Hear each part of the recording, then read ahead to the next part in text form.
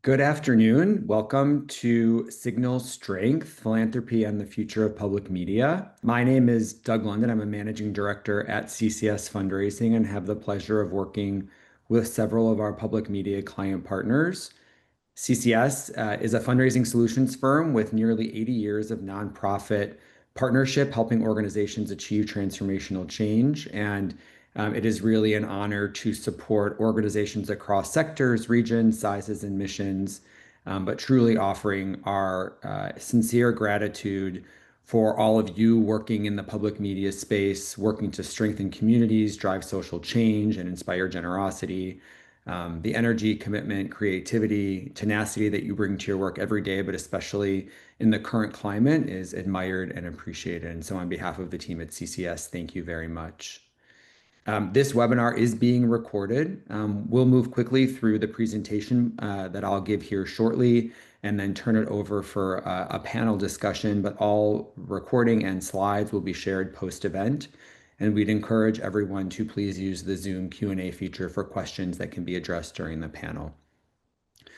Today's conversation focuses on philanthropy's role in shaping the future of public media amid the current uncertainty, and we'll explore giving trends, historical context, current threats, and then actions that organizations can take to strengthen their fundraising strategies moving forward.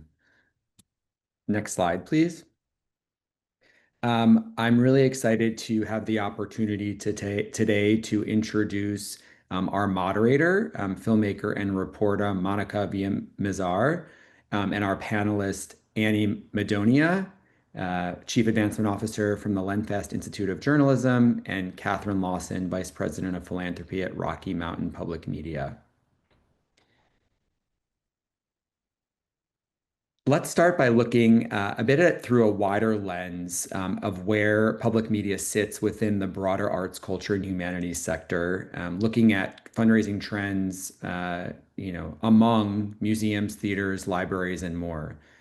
This spectrum includes NPR, PBS affiliates, statewide public radio, community television stations, and public access channels. In 2024, arts and culture represented 4% of total giving and saw nearly a 10%, a 9.5% year-over-year increase, making a really strong rebound in Giving USA data. Over nearly 4 decades, giving to arts and culture organizations, both in current and inflation-adjusted dollars, has consistently kept pace with or outpaced total giving, showing stronger rebounds and long-term resilience. Public media has always been a powerful opportunity to position itself within this broader story of arts and culture giving trends. In 2024, arts and culture organizations outpaced the broader nonprofit sector in revenue growth, new donor acquisition, and retention. Again, this shows stronger fundraising momentum and deeper engagement with supporters as a result of that work. Let's take a quick look now at public media. As you all know, public media is powered by local communities. Over 1,500 locally run stations rely on primarily individual giving, which reflects a strong opportunity for grassroots support. Federal dollars are catalytic. CPP funding, which is just nearly 0.01% of the federal budget, has been the single largest source of federal dollars. And this funding really anchors station budgets and enables service in underserved communities. What does reliance on federal funding look like? On map 1, we illustrate the larger bubbles that show where individual stations rely most heavily on federal dollars, especially in rural and underserved communities. And on map 2, we see that states like West Virginia, Alaska, New Mexico, and Montana have the highest average reliance, reflecting geography, sparse populations, and limited alternatives. This bar chart reveals that radio stations and smaller independent affiliates tend to depend more on heavily funded support than larger or university-affiliated outlets. Rural and low population states, often politically conservative and home to many Native American reservations, are especially reliant on federal funding. Cuts would hit hardest where public media is most essential and alternatives are fewly seen. Looking a bit here at history in terms of political threats and advocacy, federal funding for public media has faced political threats for over 50 years. This is not new. Time and time again, bipartisan support and public advocacy have preserved this. Whether it was Fred Rogers testifying before Senate, the backlash to Gingrich's zero out plan, or Congress rejecting Trump era proposals, these moments have shown how deeply valued public media is and how resilient the system can be, even under extreme pressure. That moment with Fred Rogers really became a defining example of public media advocacy, and it wouldn't be the last. We've entered one of the most coordinated and consequential efforts to defund public media yet. This effort spans executive action, legislation, and political pressure from the highest levels, and it has succeeded. These cuts risk depriving 13 million Americans, mostly in rural areas, of emergency alerts and vital local safety information. This is a significant public safety threat. NPR, PBS, and local stations have filed lawsuits challenging the executive order as unconstitutional, retaliation violating the First Amendment. Leaders across public media and government have condemned this defunding push as politically motivated, a threat to free speech, harmful to educational access, and undermining the democratic media infrastructure. CPB announced shutdowns on August 1st to wind down operations by September 30th, 2025, with a small team to facilitate transition remaining until January 2026. Articles across U.S. have ranged from layoffs to funding surges, and signal strength represents the power and clarity of communication essential to public media's mission, which reaches nearly all Americans. Signal strength is also a broader call for all nonprofits to amplify their own signal, being bold, clear, and resilient in advancing their work. We hope that this groundwork has laid some foundation for what we hope will be a really exciting moderated panel. And with that, I would like to thank our moderator and our panelists for attending and sharing their leadership and insights today. And I'd like to welcome our moderator, Monica, an Emmy Award-winning journalist and filmmaker known for in-depth reporting on conflict, human rights, and global health. Her work has aired on National Geographic, PBS, Showtime, and more, including the award-winning documentary Transition, which premiered at Tribeca in 2023. She brings deep experience navigating high-stakes stories with integrity and values which are valued at the heart of public media. Thank you so much, Monica, for joining us and for leading our important discussion today. Thank you so much, Doug. And I would add to that I'm a very proud contributor of PBS to the day. So yeah, thank you very much for sharing the latest data with us. So because there's so much to discuss and this is so important indeed, I want to get to the crux of it. And I am pleased to reintroduce our esteemed panelists who will be joining me today and joining all of you guys from your homes or work. In a discussion about how these findings are going to impact the strategy moving forward. So please join me in welcoming Katherine Lawson and Annie Madonia. I'm going to talk a little bit about each of them and introduce them. Katherine Lawson is the Vice President of Philanthropy at the Rocky Mountain Public Media. She leads comprehensive fundraising, planned giving, donor relations, and grants programs to strengthen civic engagement across Colorado. She brings expertise in data-informed donor acquisition strategies, helping the public media attract younger, recurring supporters and boosting retention rates significantly. She has successfully built philanthropic vehicles such as IRA charitable rollovers, donor advised funds, gifts of stock, and legacy giving programs, including the Rocky Mountain PBS Legacy Society. And earlier in her career, Katherine directed fundraising and marketing at Family Tree, a Denver-based human services organization addressing housing instability, domestic violence, and child abuse prevention.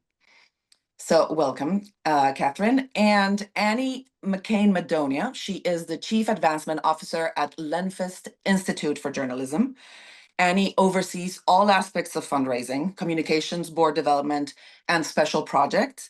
She founded and continues to lead the News Philanthropy Network, a vibrant community of over 2,600 news development professionals, providing peer networks, training, and resources since 2019.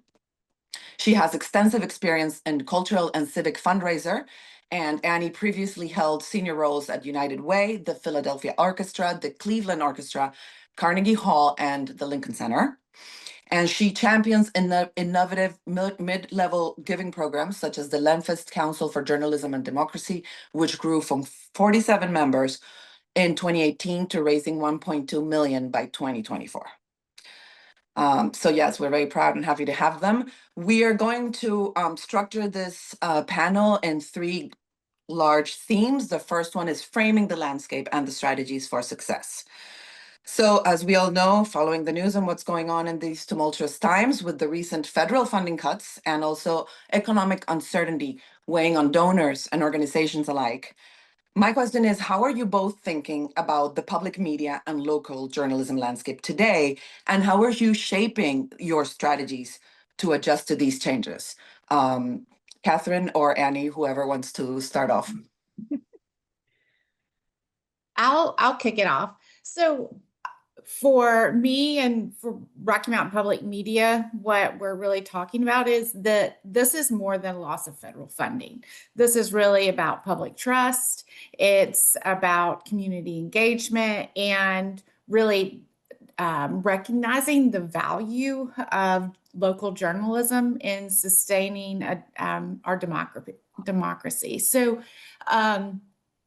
for strategies, we had been working to tee up really two key areas, and we'd made great progress over the past 4 or 5 years. And those strategies are really about sustaining the future for Rocky Mountain Public Media and really helping support other public media stations to be able to share our learning as a larger organization. So that's really about having a very, very clear local content model, a hyper-local content lens, and also ensuring we're able to really meet our audiences where they are. So whether it's on broadcast or on a really stable app, to be able to reach people where they are and be able to have access. And it's about telling our story as much as we're telling other people's stories. So that's kind of where we are in our strategies right now, and ensuring that we are still able to meet those goals that we had set and are absolutely vital to how we continue. That's great. Thank you so much. Annie, would you like to share? Yeah, I was going to say all of that seems absolutely right, Katherine. The idea that you guys are sort of doubling down on the local content model. We're not journalists and we don't produce journalism. What we do is we raise money and we fund journalism in an effort to build business sustainability for local news. And we try to bring peers together to teach them how to fundraise, to teach them how to build audiences, to teach them how to transition to digital if it's print media, that kind of thing. So we're a slightly different type of organization. And we have found in our research and the work we've done that local news is the thing that and you guys all probably know this, and everybody in our audience, that combats sort of the distrust in media generally. And a lot of bad things happen when local news isn't in place. And, 20 million Americans right now don't have, local news at their fingertips to tell them what's going on in their communities. It's a travesty, and it may start to get worse. The one thing that I've been thinking about and hearing when you talk about economic uncertainty and what are the strategies you're doing sort of generally, because we're not a public media organization, is that there's not economic uncertainty for everyone. We went into this change in the economy and this presidency with people starting to tell us, I'm not going to give now, I'm going to hold back and see what happens. And we're actually starting to see that change, that people are feeling more confident because the markets are doing well. They're feeling, I don't know if they're feeling more comfortable in the uncertainty of the administration and what's going on, but they're getting a little bit more used to the vagaries of it and being able to sort of see their way through.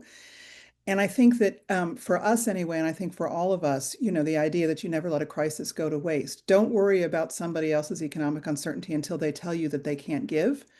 Go forward in this moment and use this moment to your best advantage with a really focused message about your impact in the community and how you change lives, and show them how their gifts, can change lives. Someone once said to me, the combination of extraordinary pride and concern can make people do extraordinary things. And we as development professionals are in a really interesting role where we can help people realize that for themselves and help them affect change and support something that's important to them. So that's how we try to think about it. For strategies, we're focusing really in on individual giving. I mean, there are foundation grants and all that kind of thing that we can continue to raise. but really working with the constituents, with the donors themselves, and listening to them and trying to build giving, sort of at the major gift and up level that speaks to their needs and interests.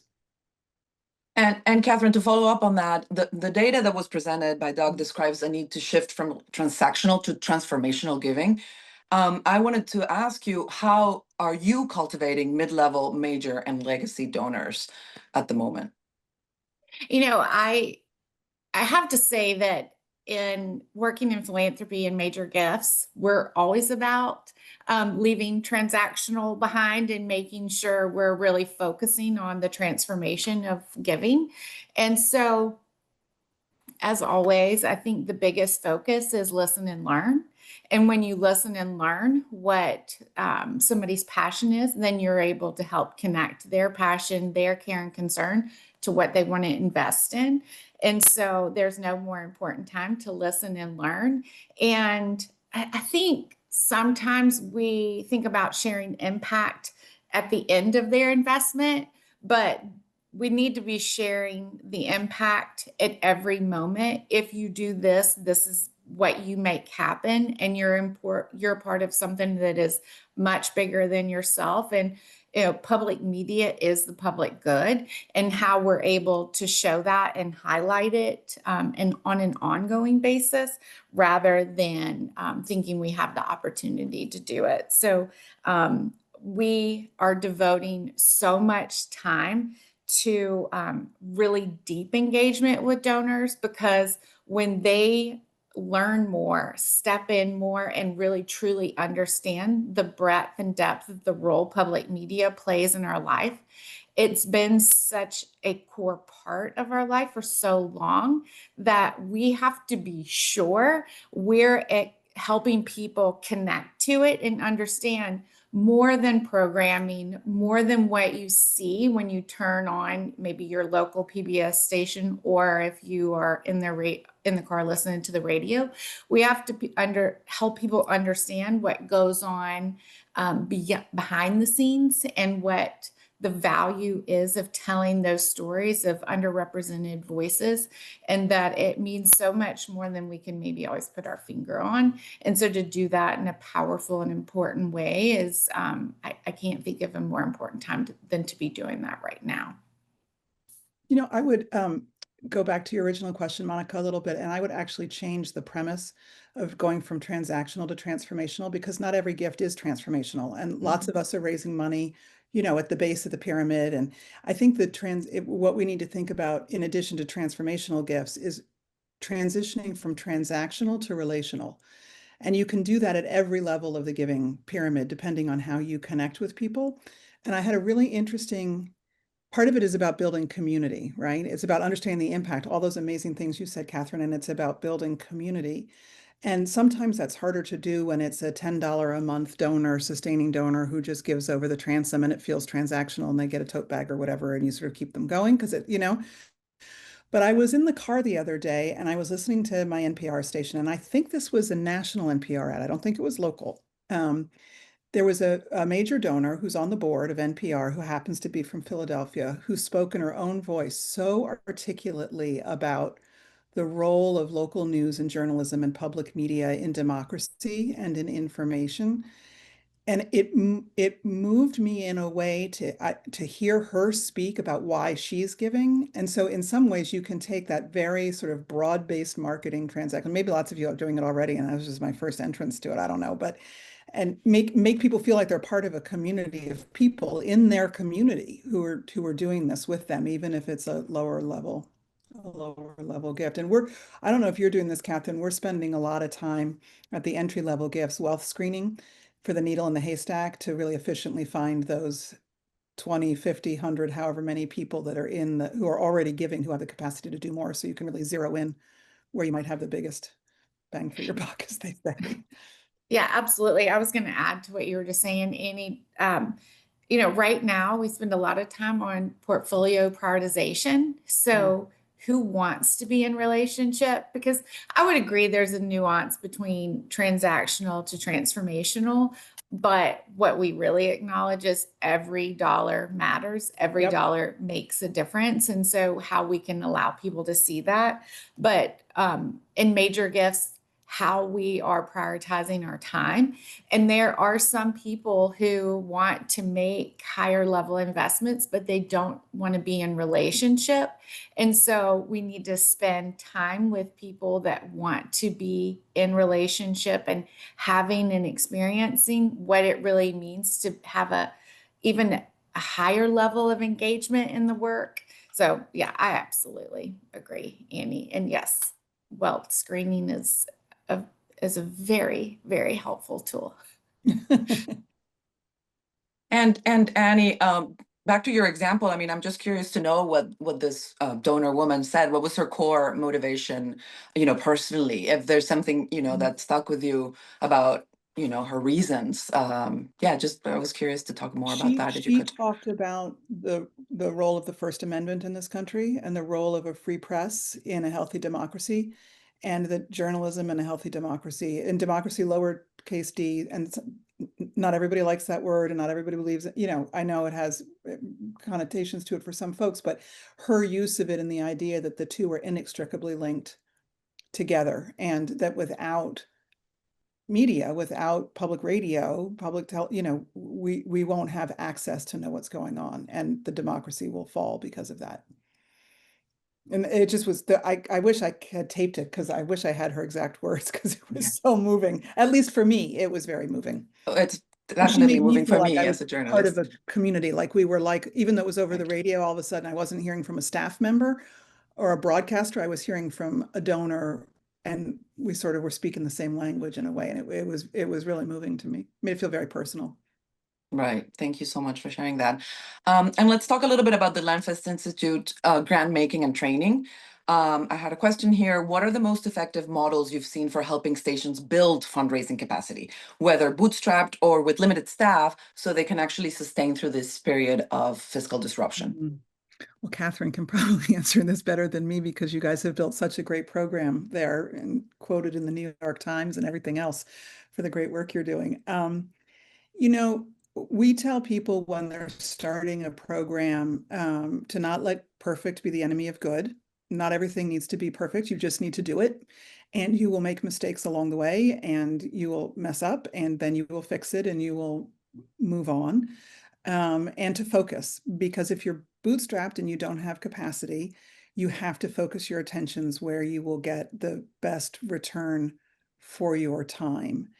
And a lot of people I've seen, not necessarily in public media, but a lot of people I've seen in the journalism space have started off really relying on foundation gifts, which take a long time and a lot of work to write, to wait to hear for. I mean, I have a local foundation here in Philadelphia where you work 6 to 12 months in advance as you're putting a proposal for a grant, a big grant, together with them. And that's not uncommon, the idea that you can reach out to your constituents who've already self-identified as interested in you and start working with them one-on-one or in groups is a much more efficient way. I think the only thing I would caution folks is that if you're bootstrapped, you have to make sure your back of house keeps up with your front of house in a way. Like, you have to make sure that you're recording the gift properly, thanking the gift properly. Otherwise you'll mess up and you won't get the gift back. But I started at the Lenfest Institute 7 years ago or whatever it was, and we had 30 donors and it was on a spreadsheet. So, perfect was not the enemy of good then.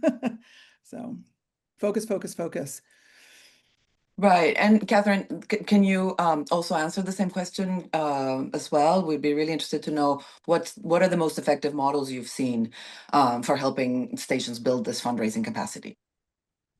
I think one of the most important things we should all remember is be willing to kind of fail fast and try new things. So even when you have limited funds, right now, working at Rocky Mountain Public Media, a statewide organization that has more resources, but I come from a background of working in smaller human services nonprofits.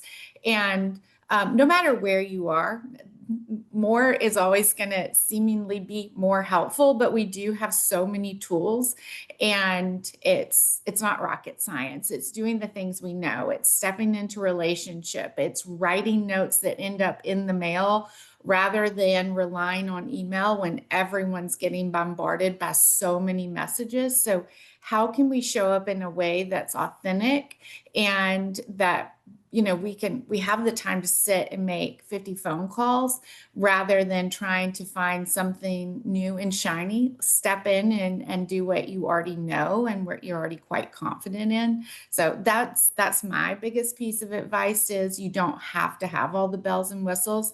If something's not working, be willing to move and turn and try something else, and you'll probably find success there. Show up in a place where people can join you in conversation. That would be my biggest suggestion. That's great. Thank you so much. Sorry, Annie, did you want to add something? No, I was just agreeing. And, I think, if you have a culture of philanthropy in your organization already, that's helpful. But if you have naysayers around you who say it can't be done, don't listen.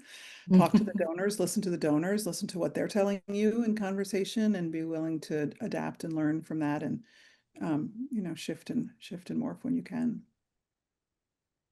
Great. Our second theme is deeper dive on innovation, messaging, and diversification. So let's start with Annie. Lenfest recently launched an AI collaborative with OpenAI and Microsoft to support local news innovation. How do you see these kinds of experimental investments aligning with long-term sustainability for stations and newsrooms? Well, far be it from me to pretend like I know a lot about AI.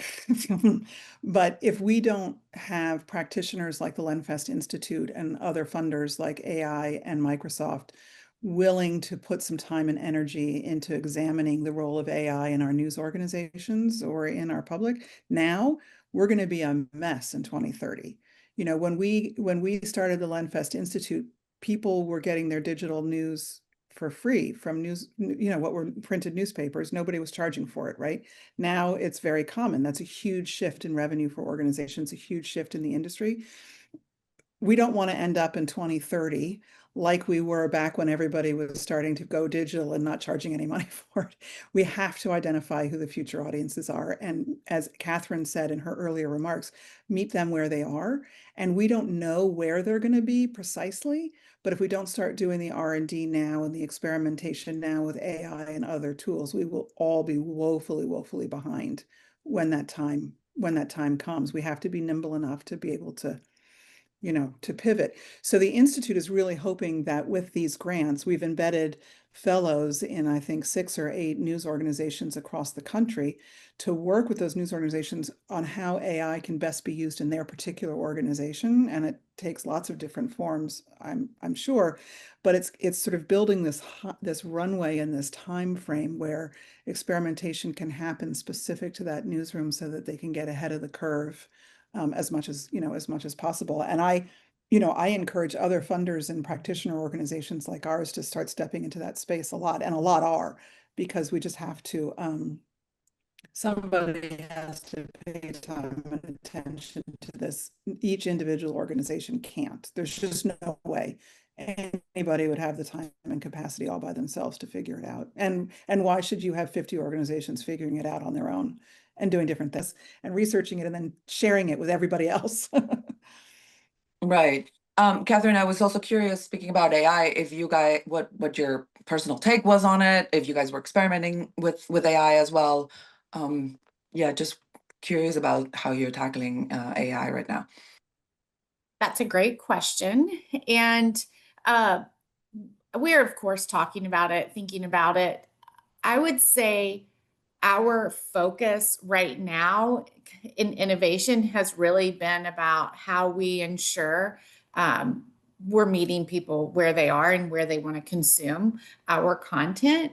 And so we are pouring a lot of our resources into building an app and ensuring people can find what we're producing, whether that's on from Rocky Mountain PBS. We have Kuvo Jazz, a jazz radio station that's been in our community for 40 years that's all about arts and culture. And then we also have an urban alternative station called The Drop 104.7, and making sure that people know about those pieces and how they all kind of come together and why they're important, that we're under one umbrella. So we are not doing as much with AI right now, but on the other side of innovation, we're an extremely innovative station working to ensure that we're always thinking about the opportunities that are beyond what we understand in this moment. Absolutely. And you emphasized earlier the challenge of conveying the unseen value of public media content. I was wondering what messaging and fundraising approaches are helping your audiences and potential major donors understand the deep civic and informational impact of that work?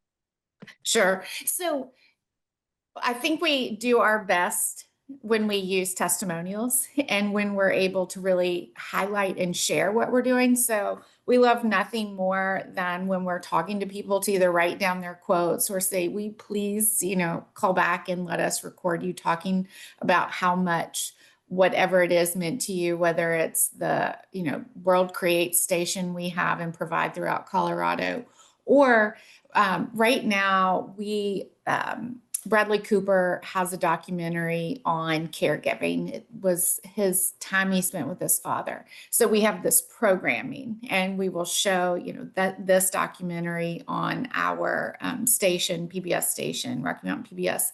But we took it a step further. So we've created an initiative called Allies for Aging. And Allies for Aging is that deeper part.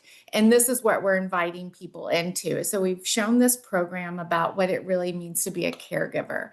But what can we do throughout the state of Colorado to help you? So we have a whole initiative built on providing resources to caregivers, to people who are aging and trying to figure out their next best steps. And it's complicated. So as a place that we excel at sharing information, so how can we step into that space and do what we do best?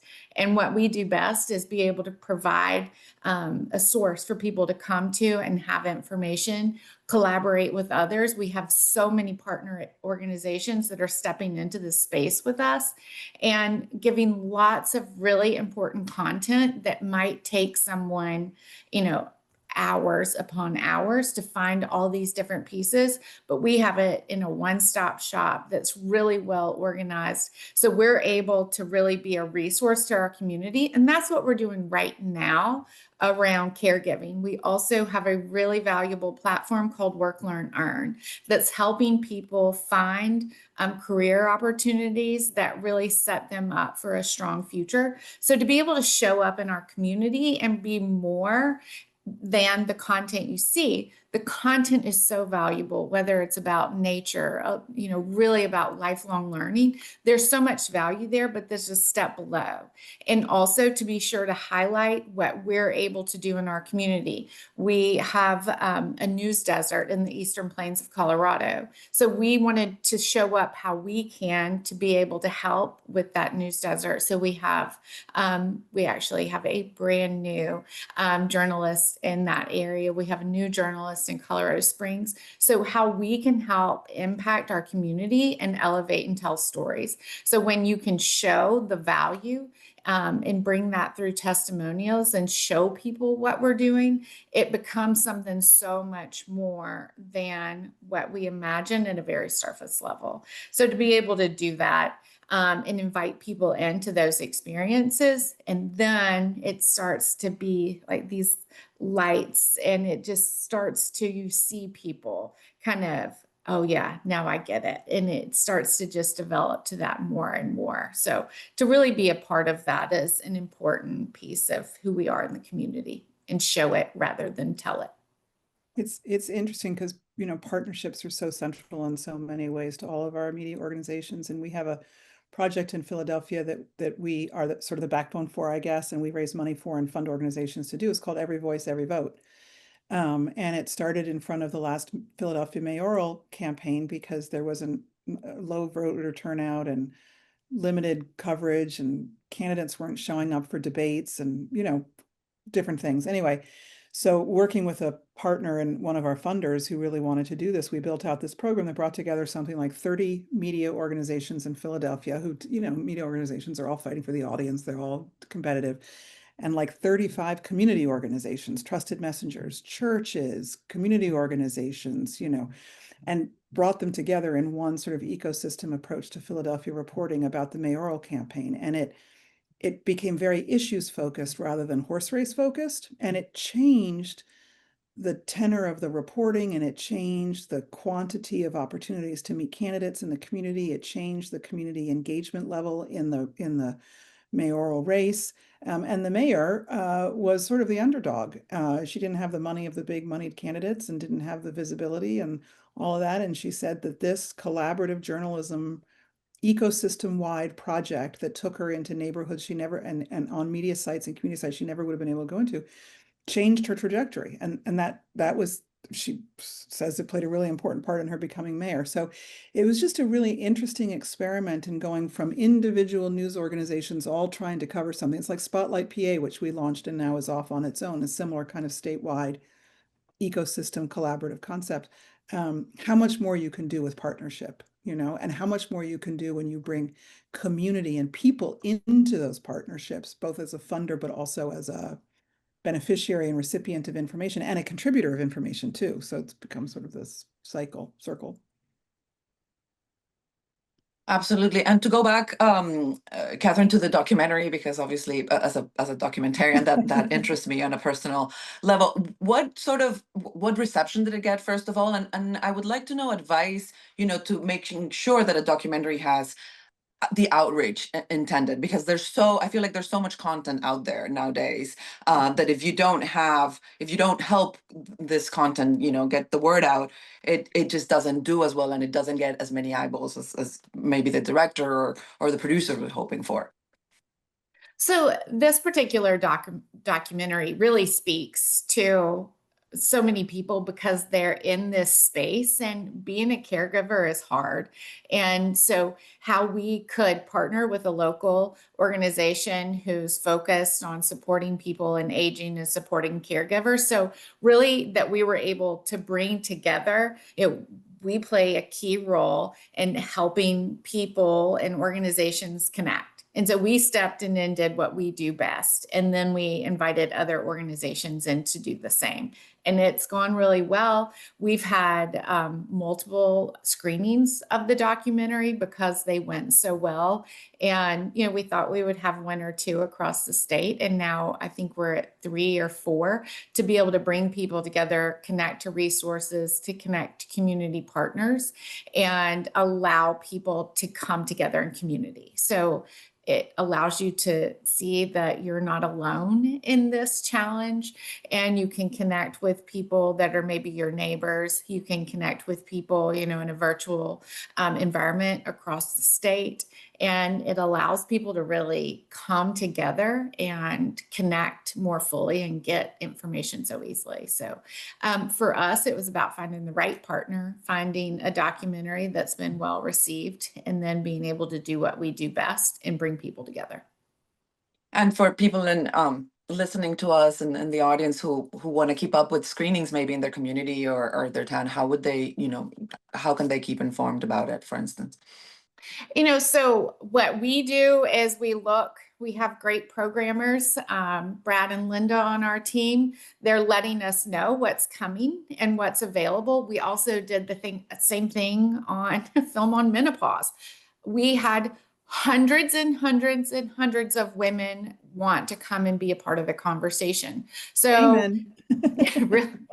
So, we're paying attention to what's coming and giving ourselves enough time to find the partners in the community. So for, say, the M Factor, we found, local providers that wanted to speak and be a part of this conversation. So the film is from a very national lens, and then we made it local. And so how you can balance what's the bigger conversation, but then making it about what's going on in your community and the resources available. So it's making those connections across the biggest to make the next level down, and then even personalizing in a even more fine-tuned way.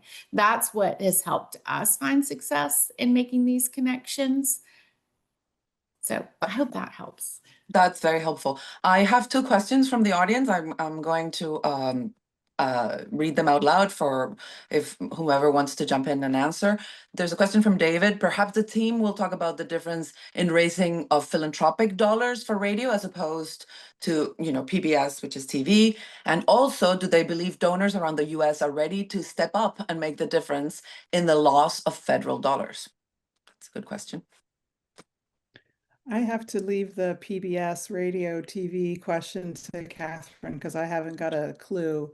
I think that some people are ready to step up to fill the void that federal funding is cutting off. And the Times article that Katherine's colleagues were quoted in said as much. What is it, 120,000 new donors, as of the beginning of July, 20 million new dollars, which isn't a lot. It's not enough to cover it.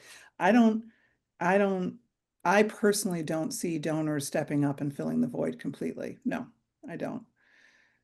But that doesn't also mean that if we have another administration 4 or 5 years from now, the funding couldn't be different from the federal government. You just don't know.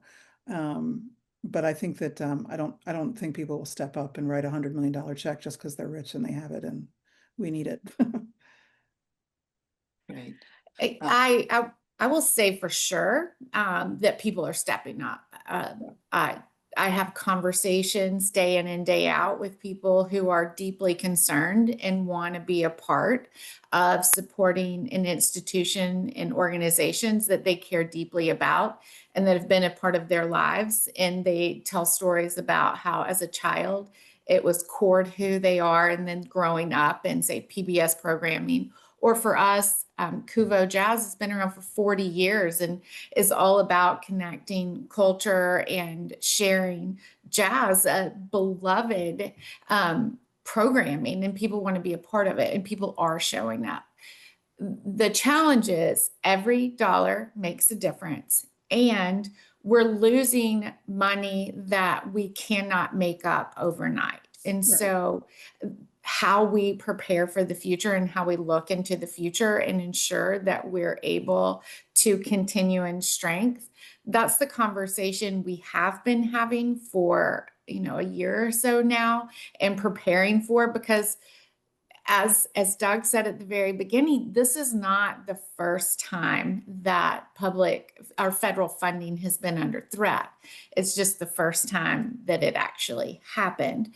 And so we've been preparing for this possible moment for some time. So now how do we step in and how do we ensure the stability for the future? For Rocky Mountain Public Media, that sustainability model and how we're able to do it has been, we've been working on it for the past 4 years. Now, what we're going to do and the strategy we have in place is that we are, setting up this program to really allow people a fund for people to invest in this local content model and also to invest in innovation.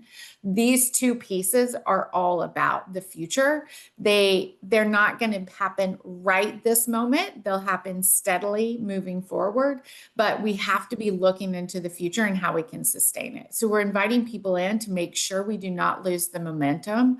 And when we're able to be successful on setting up a local content model and ensuring we have the app in place, the audience activation tools in place, then we're able to share that across the United States and be able to help people have sustainability. This is all about how are we relevant and how can we carry forward. And it is going to take every person that holds this to be valuable, but we also have to show what's our credibility? Why can we do it? How are we looking forward? What are our plans? And what are you going to do to make this investment come to life? So we're working really hard on ensuring we have those things in place. But I wholeheartedly see people, they care deeply, yes, and they do not want these institutions to go away. I think you're absolutely right. I mean, I think the fact that so many new donors have, come on board, and not everybody is facing economic uncertainty in terms of donors. They really do want to help. I just think the gap is so big that it can be daunting. So there are lots of other things that organizations have to do to be sustainable besides just hope that you'll get enough, enough donations. And Katherine, do you think, I don't mean to take over the questions, Monica. Please do. I just had a quick question, which is about which is about planned giving. I mean, I wonder, is some of the messaging, not everybody can do planned giving. I understand that completely, and building an endowment, but would some effective messaging be, you wouldn't maybe say this out loud, but if we can't rely on the federal government for our support anymore, and you want to make sure that the programs you had when you were young are here for your grandchildren, you could make a gift to our endowment, because that's in perpetuity, and you can fund this thing in perpetuity. And plan for the future so that we can absorb these vagaries that happen from time to time. Does that work or not? So we don't have an endowment at Rocky Mountain Public Media. We have a small endowment, and for us, when we talk about planned giving, I think number one, we have to be showing our strength. People are not going to invest in a failing institution. And so what we're doing is ensuring that people really understand that Rocky Mountain Public Media is an organization that is strong. We're sharing our assets. We're sharing our growth over the past few years. We've had phenomenal growth. So to be able to move into the future, you have to show your strength as it is right now. So for planned giving, you're investing, and you can make commitment to invest in Rocky Mountain PBS, Kuvo Jazz, or The Drop, and know that your gift will make a difference when that time comes. And that's the most valuable thing we can be sharing right now to ensure that we're going to have that investment in the future that will carry us forward. And even if you have been significantly impacted, so for us, it's a 10% loss, the federal funding. Other organizations, we know it's 50, 60%. And for those organizations, you still have your strength. You have your storytelling. You have your ability to bring communities together. You have the ability to tell the stories of your community. So what is your strength when your financial strength is a little bit, maybe it's a little bit more challenging to convey? Well, then you look for collaboration, you look for partnership, because say Rocky Mountain Public Media, we absolutely know that it is vital for there to be the stories told locally. We know that, we understand that. So how can we collaborate with you to increase your capacity? We have a whole program based on an ambassador program through across our state. Those people are in community, and they are elevating what's important, what people are talking about. So join us and collaborate with us, and we'll help build your capacity through connecting you with communities. So look for, wherever you are, look for the opportunities to collaborate, to build and share capacity together, because we do in public media understand that we're not about the incentive to be in small communities. So find the partners that understand that value, and then collaborate and be in partnership with them. So look for that shared value system and go and be in collaboration there, so that we can all move forward in strength and really continue to play the vital role we have for so many generations. Well, those were great answers. And, I'm certainly not an expert on this, but as a reporter, a journalist, I can say that listening to both of you gives me hope, a lot of hope for the profession. So thank you so much. We still have a lot of questions and not a lot of time. I had a question here for both, or either of you, whomever wants to speak about this. Can you speak to how wealth screenings and wealth engines are being used to diversify donor pipelines beyond traditional mid-level and membership giving? I'll start, Amy. So they're extremely important. And so actually we recently partnered with CCS to help us have a clearer understanding. We have about 107,000 members right now. And, I talked earlier about this portfolio prioritization. So what we have done is, when you come out of membership, so for us, membership ends at, you drop into the philanthropy world at about $1,200 of giving, but it was reactive. So once you landed in that area, we were able to start to build relationships. And this was our mid-level and major gifts programming. So when you have wealth engines, wealth screening, and then what CCS did for us was also layer on behavioral. So high affinity, loyalty, those pieces, and capacity, how we merge those together. Then we're able to be proactive rather than reactive. We're able to really be in relationship with people and see who wants to be in relationship and use our portfolios to fill the people who are highly loyal, have capacity, in a combination of both to be in partnership with us and have more conversations. So it allows you to act in a different way. And they are not foolproof. Wealth engines, wealth screenings, they don't know everything, and they certainly can't tell the full story. So we know by the nature of being in conversation with our donors, we know who wants to be there with us. But if you want to provide support, but you don't want to necessarily deepen your engagement, that's okay. We're going to respect that. But when we have the information that shows who we should be spending time with us, that gives us information that honestly is 100% vital during this time, because we're not only picking up a $3.5 million loss 1 year, that is in perpetuity for now. So how are we going to ensure that we are able to stay and be the organization that Coloradans rely on?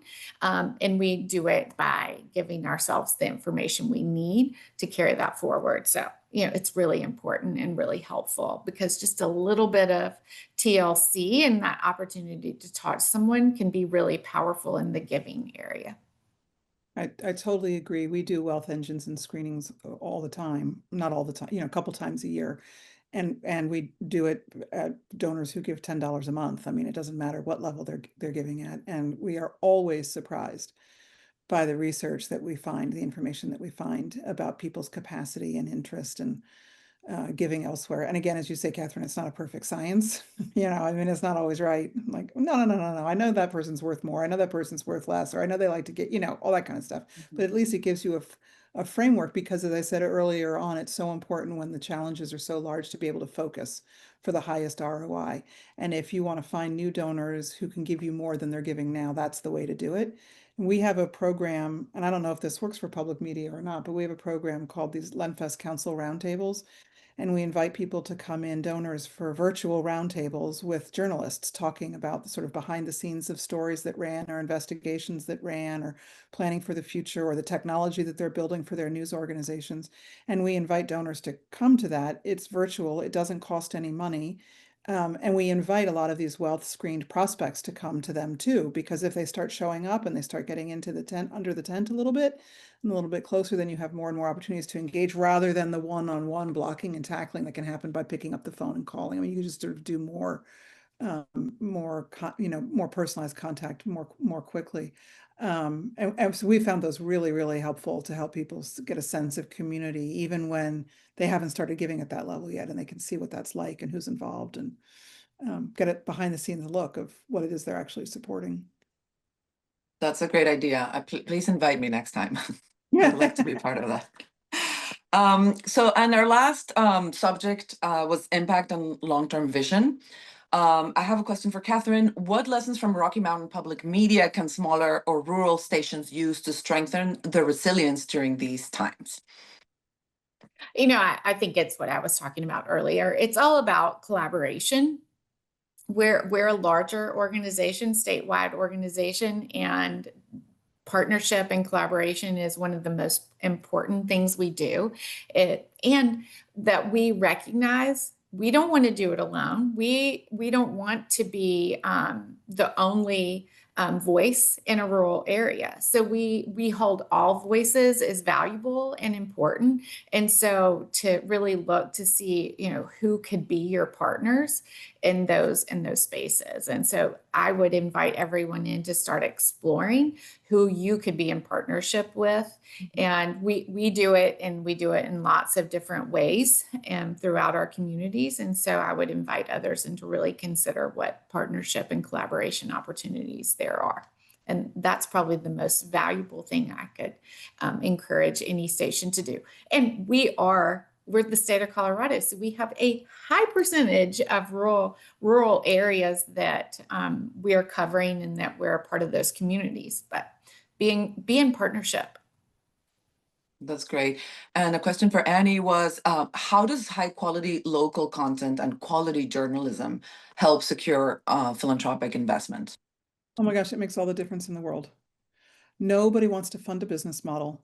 Nobody wants to fund a failing operation. Nobody wants to save you. They don't, no. What they want to know is what impact are you having on their community and how can they help make that impact happen? So when you have high quality local information and news that you are distributing in the way people want to receive it, that message and the impact of the work you're doing is what resonates, in my opinion, with donors. You know, I see a lot of people writing proposals and stuff, and it's like, oh, this many impressions and this many. I'm like, no, they really don't care about that. You know, they don't care about that. And because journalism covers the entire spectrum of news and information, you don't have to talk to anybody about journalism itself. You're talking to them about the philanthropic priorities that they have and how journalism is a tool for that. And without journalism and local news, they will never know what's going on in their community. They will never be able to share information with other people. You know, it is just, you'd be living in a black vacuum with, you know, dark vacuum of night with nothing going on. So even when somebody says, well, we don't fund journalism, well, you're not funding journalism, you're funding the stories and the impact in community that journalism makes happen and shares. And that really resonates with people, but you have to be able to tell them what that impact is. Absolutely. And I think we're running out of time, but I don't know if you guys had any additional message, something you wanted to get across before we resume our panel. We close our panel, sorry. So I would say my one piece of advice, and it's because I've gotten to be a part of an organization that really lives into and a huge supporter of innovation, and innovation being able to think outside the box you've existed in and step into new ideas, try new things, and really think about all of the opportunities that are available in a time of change, because change invites us into trying something new. So don't be afraid. Look to others to see what they're learning and doing. Let's do this all in collaboration, because we're all valuable. We don't want just some of us to survive. We all need to be here for the future. So step in and learn from each other. I know we're willing to share, and we've been able to gain insight from others. So I invite people into doing that. So thank you. That's great. Thank you. And Annie? I think I agree completely with what Katherine said. I think as professional fundraisers, we have to not be afraid to take the bull by the horns and jump in and try and get it done. And know that the work that we're doing, even while people may be panicking all around us, the work that we're doing is helping to make a donor do something with their resources that they never thought was possible. And every day you try to prove that you're worthy of that support so that they come back. And when that magic happens, whether it's a small gift or a large gift, but when that magic happens and you see that you've connected them to your impact and that they believe that they're helping to make something really important happen, it's a beautiful moment. It really is. And so just try to, as professional fundraisers in a difficult time, try to focus on that good stuff, that good side of it. And the other thing I would say is when I first started doing fundraising for local news, people were talking about how local news was dying. I don't know, maybe you guys weren't saying that, but where I was, people were saying that. And now it feels like a renaissance. It's a renaissance. Everybody is thinking differently about it. Everybody is trying new things. Everybody's willing to admit that they don't have all the answers. And people are saying, as Katherine says, that they want to work together because a rising tide lifts all boats.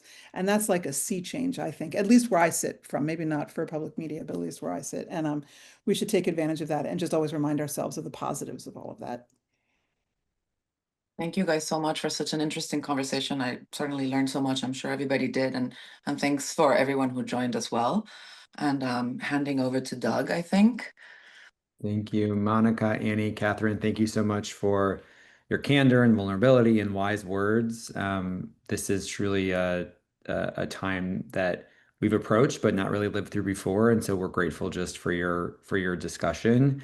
Everyone on the line, thank you for joining, for the questions. We will be following up with the recording and answers to some of the FAQs, but I'm grateful everyone for your partnership and collaboration and wishing you a wonderful afternoon. Thank you so much.